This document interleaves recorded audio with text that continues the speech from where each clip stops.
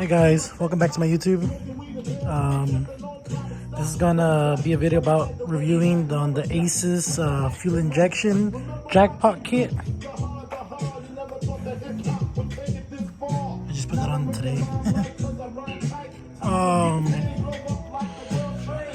I've seen and read a lot of mixed reviews on these kits in particular. A lot of people saying that they're junk. A lot of people say that they're good. My opinion, as in, I like it. I mean, I installed it and it fired right up. Before this, I had the truck intake, and I had a Chinese harness. Where's that at? The Chinese harness from Amazon for $100 with an unlocked ECU that I got from a buddy. And surprisingly, it worked, but I want to be able to drive the car a little, further, not just to a show and back. So, and I seen an ad on this kit. I just went ahead and bought it. I bought it for $1,500. It took 2 weeks for it to ship. That's the only complaint I have. But it's pretty much a simple kit. I mean, everything comes labeled.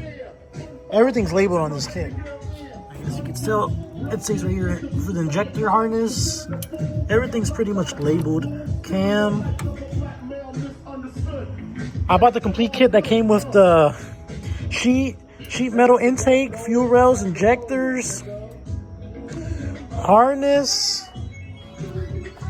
Comes with the set. I think it's a 7-inch handheld screen, and I got the ECU and all the relays and fuses and wiring under here. I still have to clean up the majority of all of this still, but I've seen a lot of people put these inside the engine bay, and there's not really that much space on these cars, like to put them anywhere, so I still have to adjust the tune, since this is a 5.3 off of a 2001 Tahoe with a BTR stage 4 truck cam. But currently has no exhaust. It's just literally straight headers. They only have the header collector on this side for the O2 sensor to read. But I still have to mess with the settings on the tuning portion. But I'm going to order a floor shifter for it, since I don't feel like dealing with the mechanism on the steering column. But I mean, like I said, everything even comes wired. Everything comes labeled, so it's very self-explanatory. It's nothing out of this world. There you go. Fuel pump is priming. And obviously you could adjust through all this. You could, change it.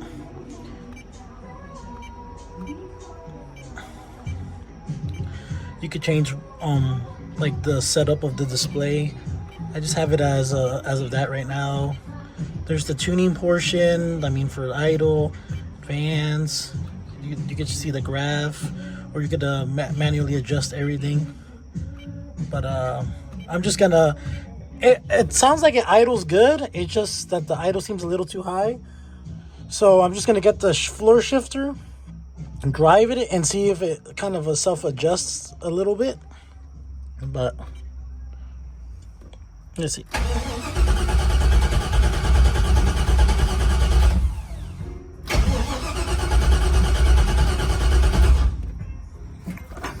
I guess, unless we ran out of gas.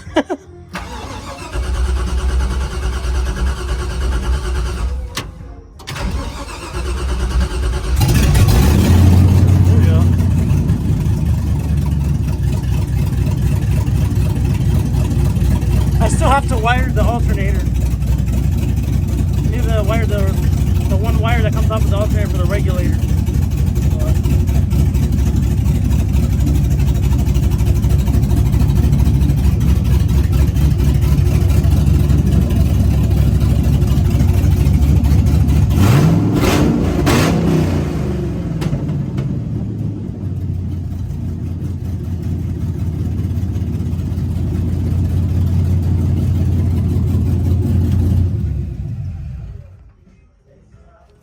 Other than that, I am pretty pleased with it.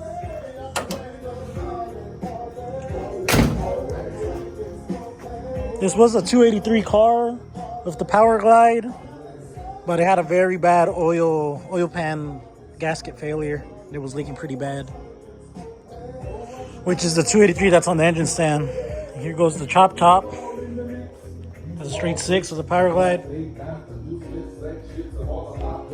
And this is going in there. All I did was just reseal the oil pan. I took the old gasket out and I put a one-piece, Felpro one-piece, correct to the year of this engine. And just give it a quick little paint job. I used that Pour 15. I think it's Chevy Red or something.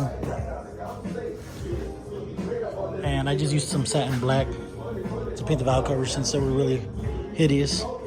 But I was gonna do the serpentine kit on this. I'm just gonna end up sticking with the V-belt. Maybe I'll make a YouTube video on this one when I change the engine. But my bad for getting off track.